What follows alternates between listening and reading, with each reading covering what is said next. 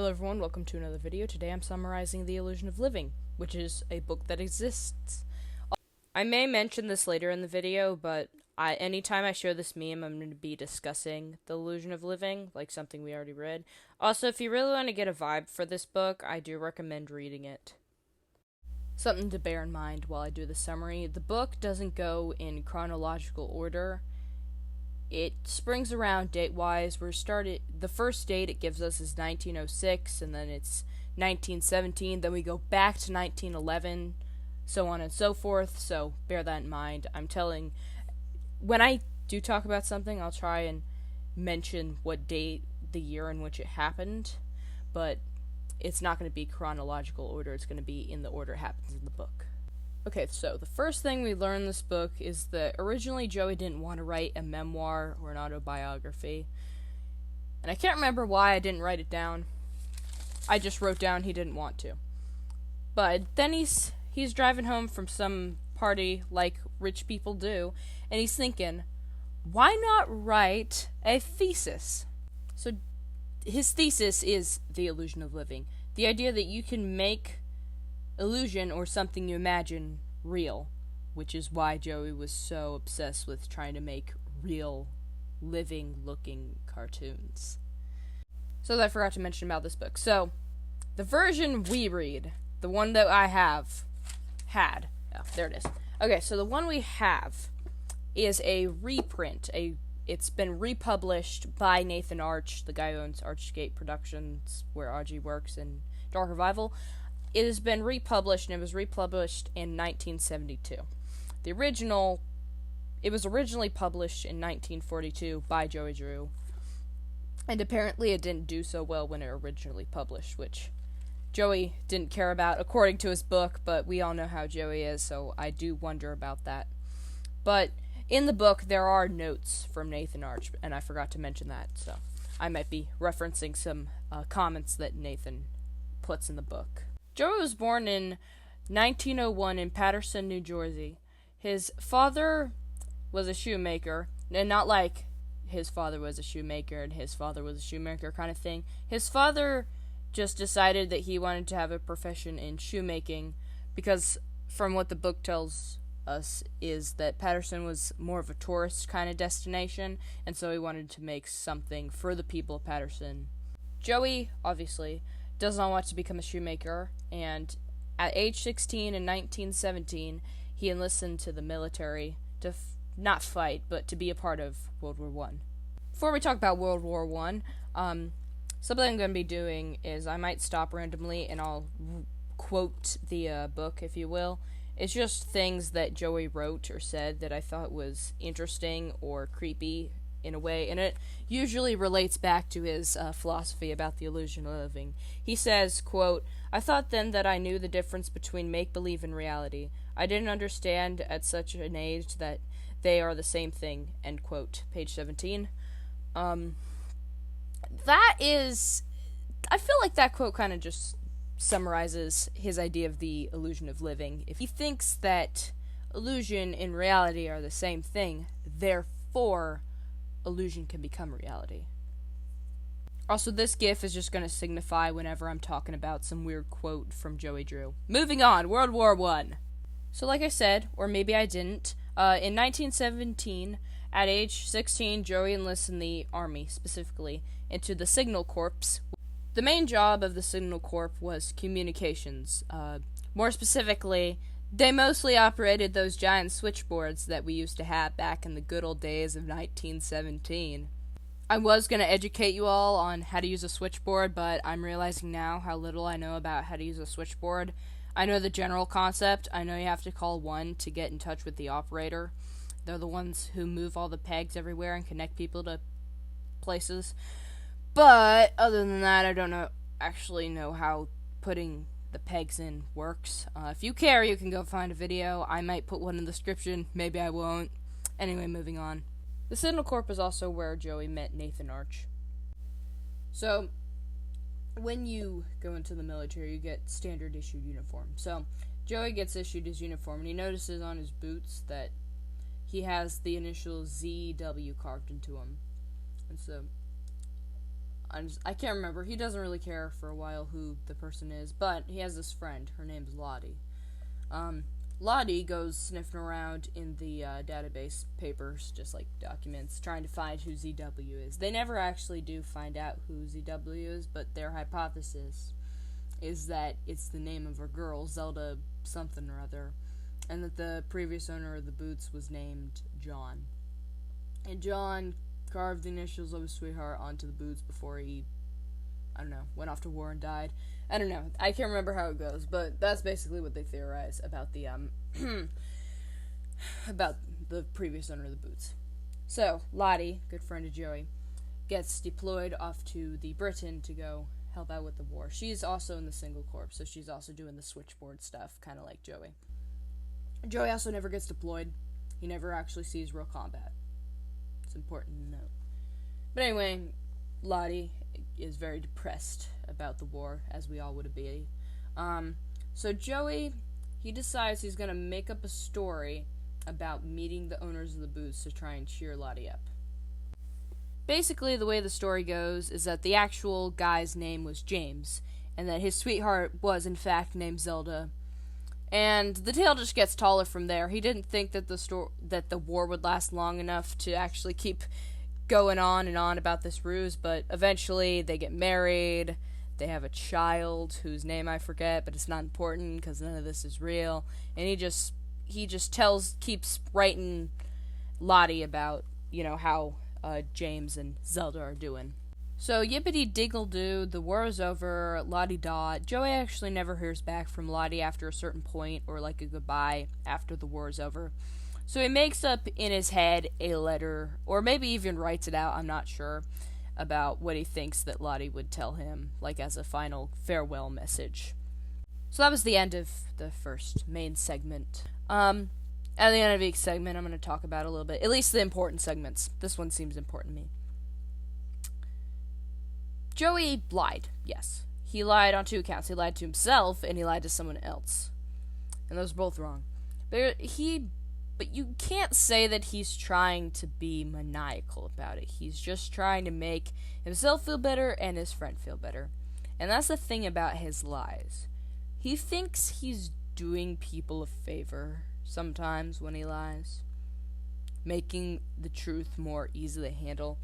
Because in the book, when he's making up what he thinks Lottie would tell him, he says that he didn't like unfinished stories, and so he finished it himself.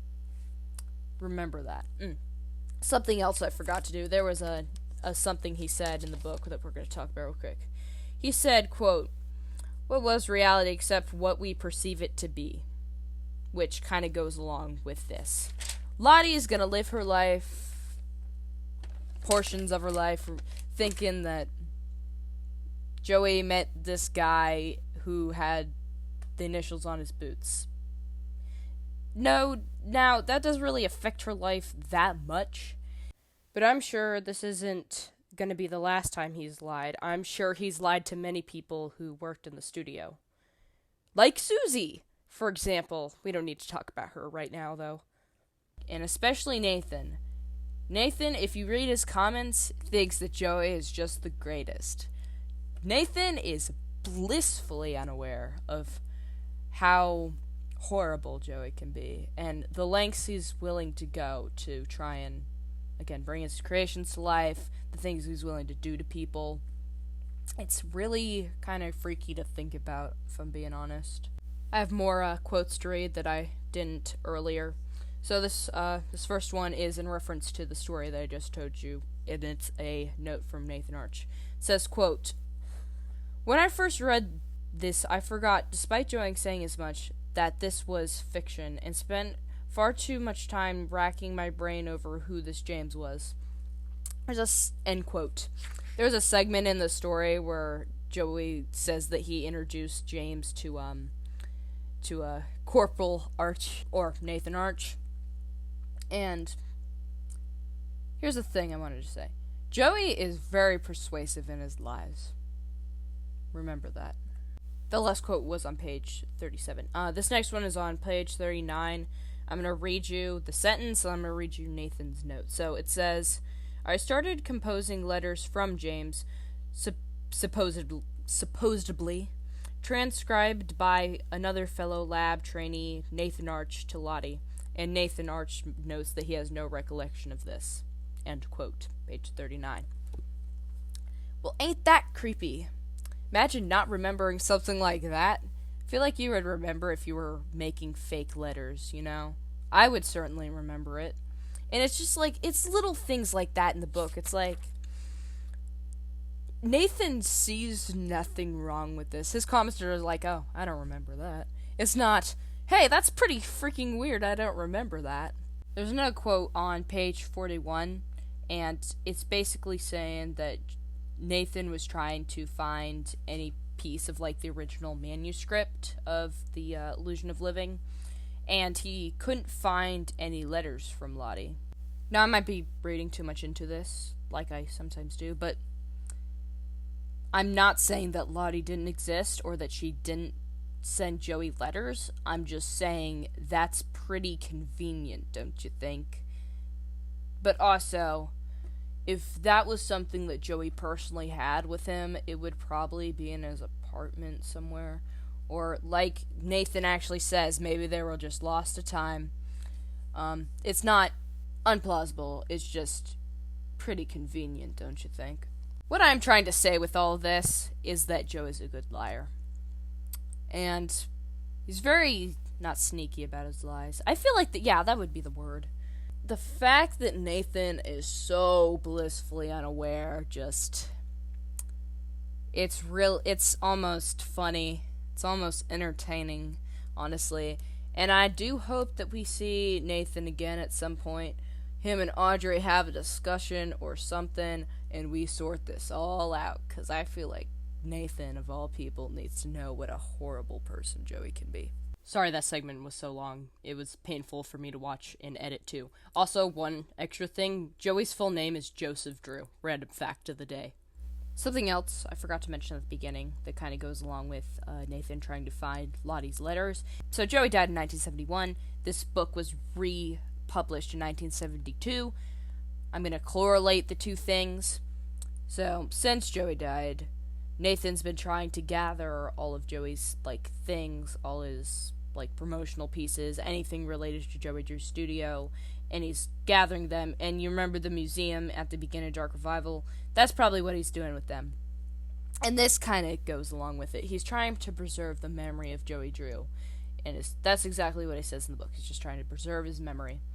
The next segment, it takes place in 1911, and it's about how Joey witnessed this kid fall off the roof or out of a window of a building, and all the commotion surrounding that. And then he says at the end that he saw the kid not twitching. I don't know if he said he was twitching, but moving in some way as they wheeled him into the ambulance.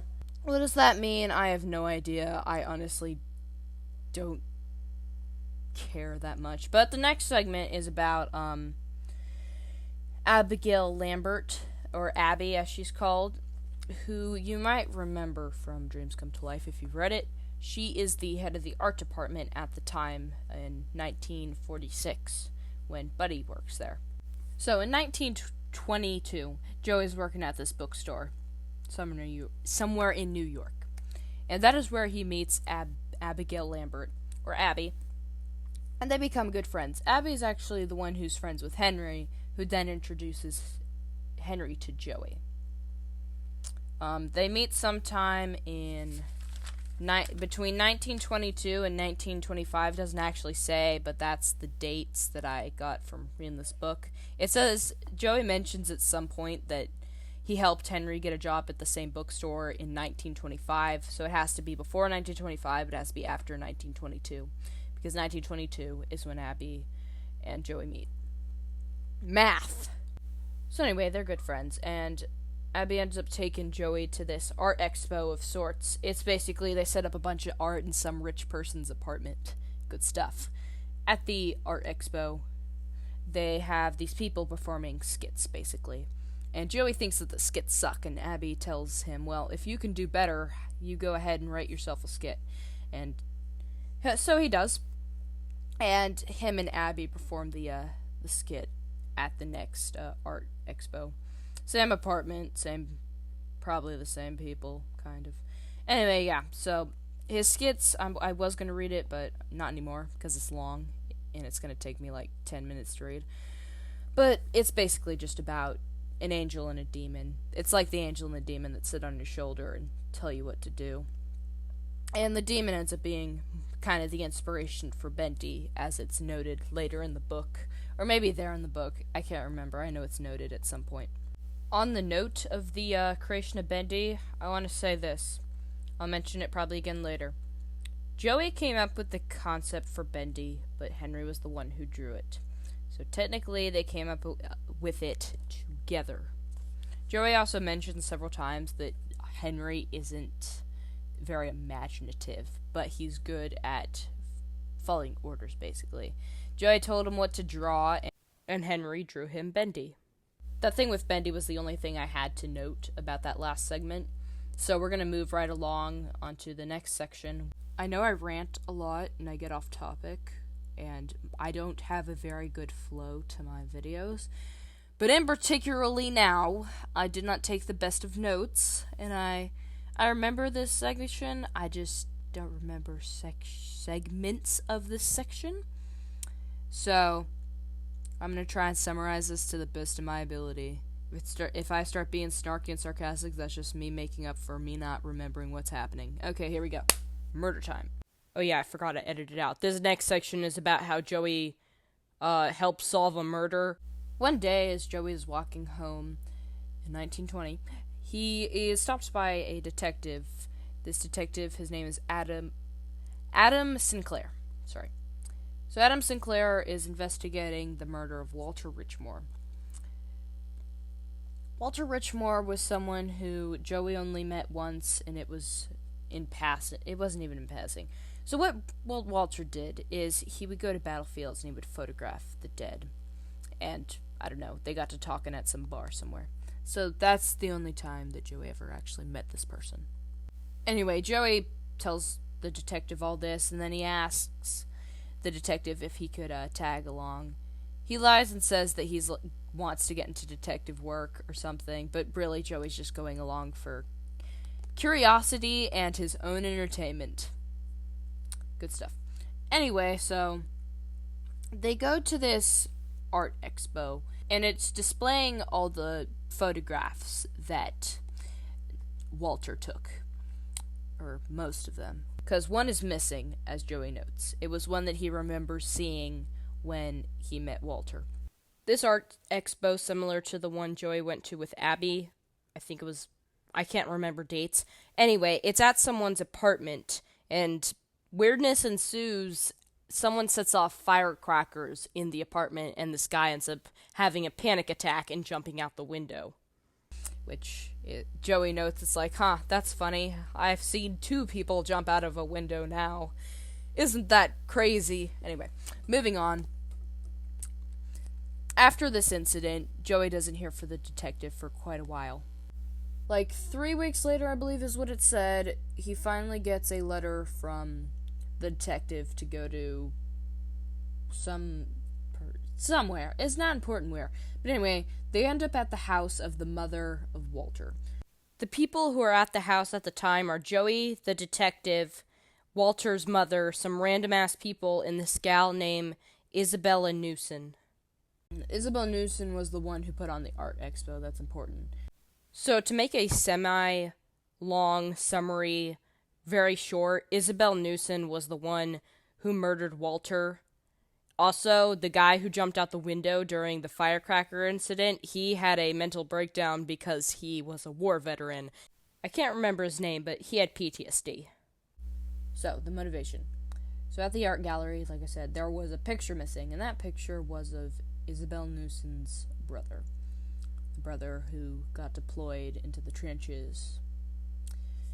He was dying at the time of the photo being taken, and Walter, I don't know how she figured that out, but Walter, instead of helping Ivan, was his name, instead of helping Ivan, he took a picture of it and left Ivan to die, and then he probably published the photo in a newspaper somewhere, if I had to guess. So this was all done out of revenge. But there's not enough evidence to convict her, so Isabel goes free. Funny thing, Isabel's actually my name, but they spell it wrong. I have a few parting words of wisdom. First of all, when Joey is getting interrogated by the detective, he's like, I didn't kill him, if that's what you're asking. And then he has this thought. It's like, imagine me, Joey Drew, a murderer. And that's on page 108.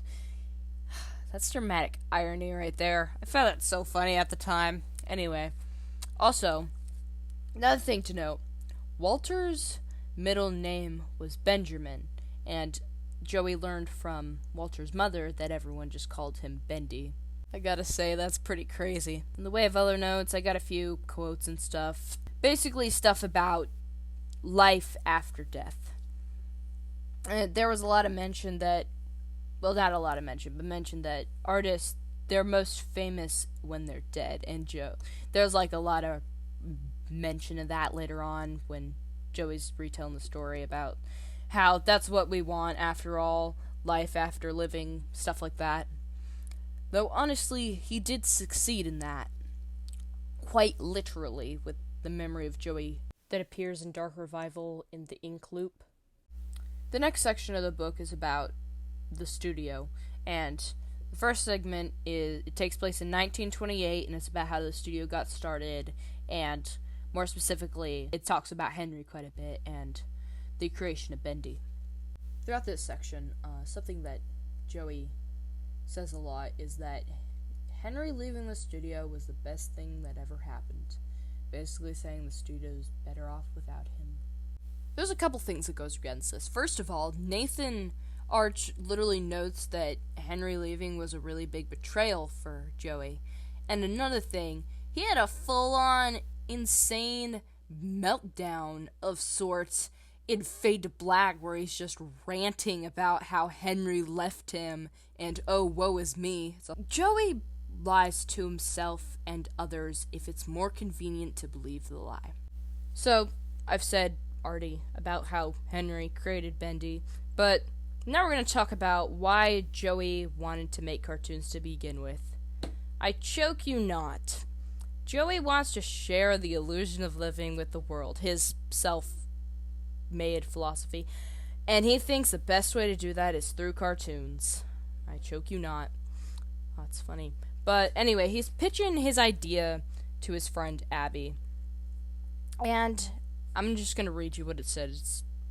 So he's like trying to come up with a character idea, and it says, quote, "What about a devil character?" I said. "I don't think you want Satan as your main character, Joey," she said, looking up at me, end quote. Page 165. She puts it best. Yes, she does. I don't think you want Satan either. I agree with her. He comes up with, like I said, the idea of like the little devil on your shoulder kind of thing, a mischief maker. And he tries to have Abby draw it, but she's not a cartoon artist. I don't even know what she is by definition, but she can't draw it very well. So, apparently she goes and tells Henry about it, and Henry, he explicitly draws cartoons. That's like his art style. And Abby tells Henry about Bendy, and so they all go to his apartment, Abby shows up with Henry at Joey's apartment. They all drink some orange soda that's not been in the fridge, and Henry creates Bendy. Henry proposes the idea to Joey that they should be partners, because Henry feels like they created Bendy together. And so, the studio's established, and, they're partners. After about a year of the studio being open, Henry quits. That's the end of that section. Not this section as a whole. It goes on to talk about, more of the starting of the studio. But it's been a hot minute since I've read some weird quotes from Joey, so I have one right here. Quote, "The idea of reliving a single moment over and over again, it stuck with me then, as it stays with me now. There is a horror to it." I don't know if I've said this yet, but when the studio started, there was no proper music department. There were people who put in sound effects and stuff, but there was no actual music department, and Joey realized this. In 1933, he was at some club or bar somewhere, And that is where he meant Sammy Lawrence and Jack Fain, who were always partners. Sammy wrote the musical part of it, and then Jack would write the lyrics.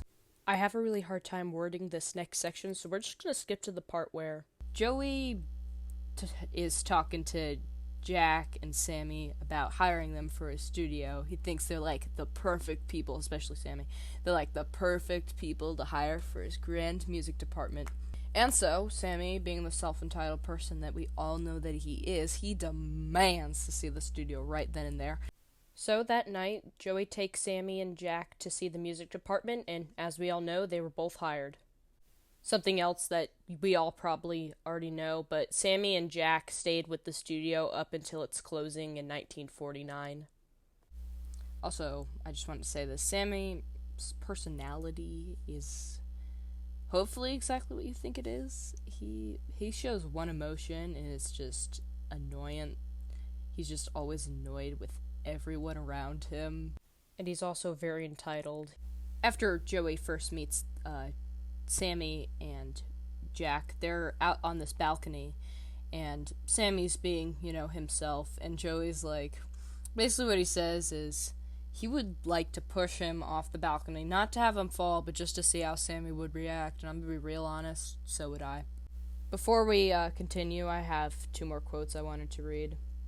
The first one's on page 140, and it says, quote, "How incredible to be the one to choose the story that the rest of the history would tell as truth. I was transfixed by the idea."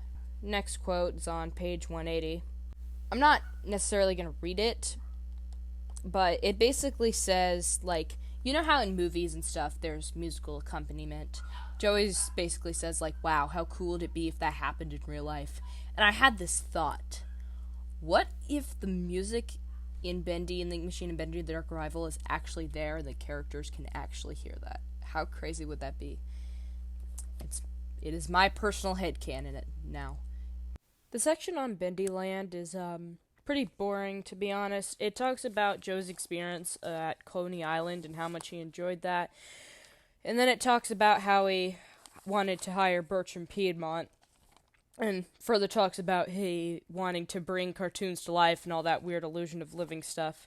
This section also takes place between 1941 and 1942, so it's hard to say which year Bendy Land's construction actually started. Another kind of funny thing that I noticed, I counted that 8 times Joey in the book refers to Bertram Piedmont as Bert or Bertie, and if you guys remember from one of the audio logs in chapter 4, it's right before you go into the Bendy Land area, he did not like being called Bertie. Bertram Piedmont found that very disrespectful. Also, the film Bambi, the one with the deer, Walt Disney, is canonically in the Bendy universe, because on page 203, Joey's talking about how they brought in real animals like deers and rabbits and things to observe when they were animating Bambi, and they actually did do that, but I think I'm going to conclude for myself that Walt Disney's canonically in the Bendy universe, so I don't know, maybe we'll see Mickey the Mouse in Bendy. I doubt it, but I can dream, can't I?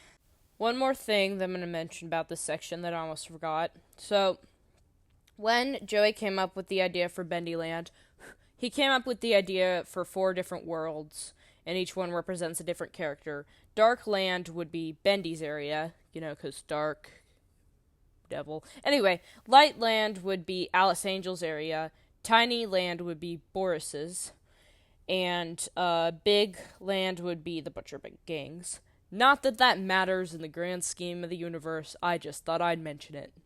There's 2 sections at the very end. One is like a day in the life of Joey Drew, and the other one is tips on animating and tips on storytelling. And if you really want to know Joey's tips and tricks for animating storytelling, you let me know in the comments, and I will do a whole video on that. There are some things, though, I want to talk about that he mentions at some point during those sections, so we're just going to go through it. Before I talk about that real quick, something I forgot to mention, also that I apparently forgot to write down, is that Arch was originally a steel plant owner. Yeah, that was on page 42 to 46. I'm not even sure how that happened. Anyway, moving on. So first, we got another weird comment from Joey. Most of these things are just going to be comments. So it's Joey wants to share the illusion of living badly, and he fears that he'll only share half of his vision with the world, which is why he is so willing to kill people and turn them into cartoons and all that good stuff, because he's worried if he doesn't do that, people will not understand the true meaning of the illusion of living. Joey also says to not settle, because if you do, someone will come along and do it better. Basically meaning if you settle for good enough, someone will come along and do great. So, more into the ideal of wanting to show the illusion of living to the best of his abilities. Or to the best that anyone could show the illusion of living. Earlier on 218, there's another comment about how Joey has no ill will towards Henry, which is obviously false. Another thing we learn in this book is the definition of silly vision, which you might remember is on every single one of the Bendy posters. It says presented in silly vision somewhere on there.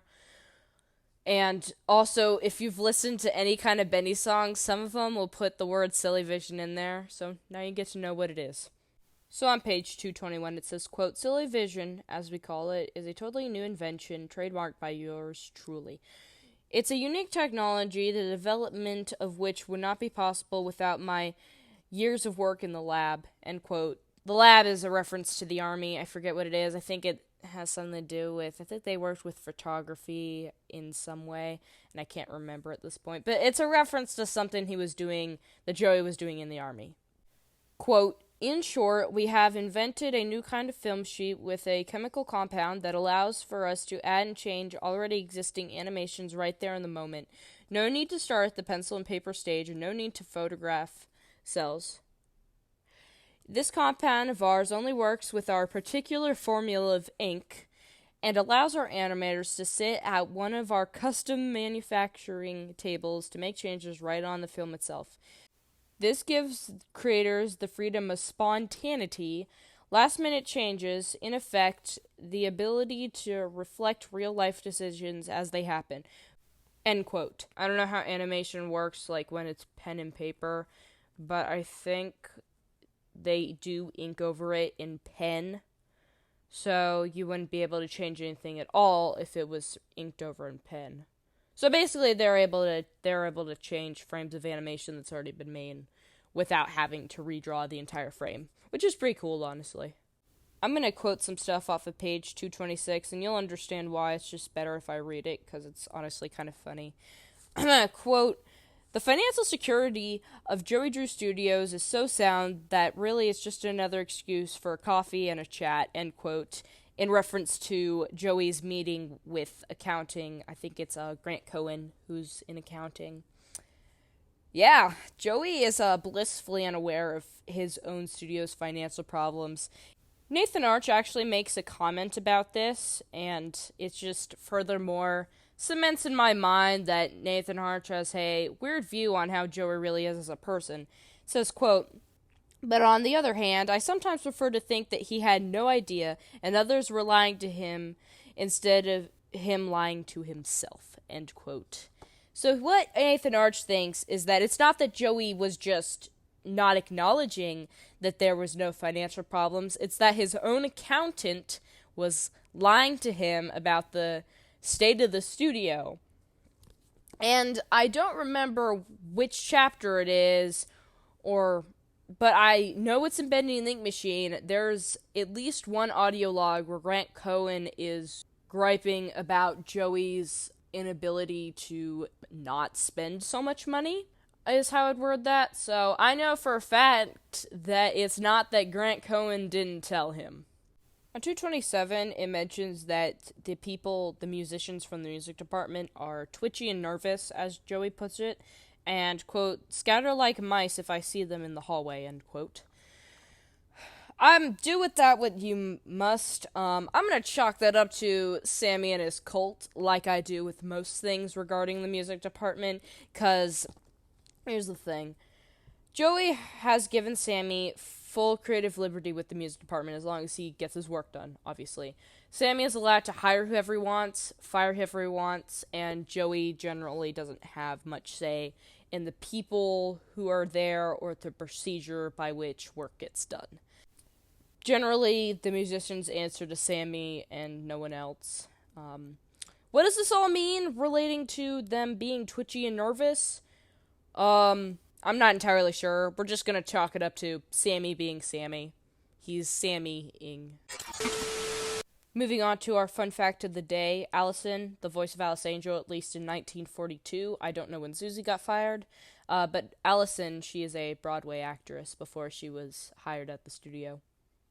Before we end the video, I have one last quote to read to you. It's in the conclusion, which is like barely 2 pages. But anyway, it says, quote, "Even after my death, I am certain the story of my life, of my studio, and of my philosophy will continue. Of course, I intend to live forever, so that will never happen." End quote. Page 248. The Illusion of Living. If you made it to the end, congratulations. Here's the recipe for bacon soup. I will warn you, there is more cheese and potatoes than actual bacon in this soup, so, bear that in mind.